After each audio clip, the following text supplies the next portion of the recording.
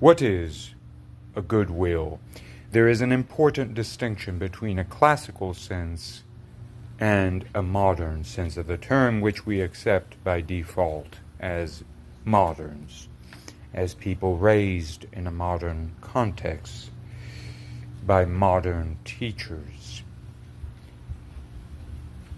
A modern will, a will to achieve a better world. A good will is a good intention, an intention to help others pursue what is good. What is good?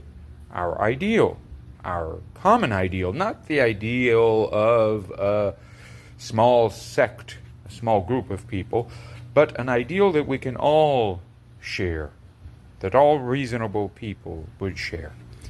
A better world, as we say. And so anything that looks like, well, a heaven that is latitudinarian, that everybody can agree that is good, fine. That is a modern sense of goodwill. Help others achieve their dreams, be happy in this world. What about a classical sense of the term? In a classical, including biblical sense, goodwill is God's will. Now, what is God's will for us? Well, God is there to help us, to vouch for us, to tell us to pursue our ideal, right? He tells us to be good, does he not? And so, in effect, to establish a world that looks like heaven, a kind of Tower of Babel in which God is needed as a symbol, as an image of the glory of our will. But in a classical sense, God's will is not a human will. Human will being a will for something that is external to the will. I want something.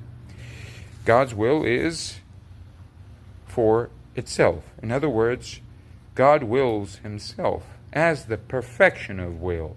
Now, what is the perfection of will?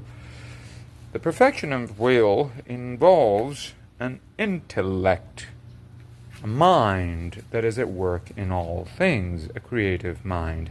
Our will ultimately transforms, to be polite, or destroys. God's will generates. It is generative. It is nature itself in its fundamental sense. So for the ancients, for us to have a good will is for us to rise, to ascend to God's will.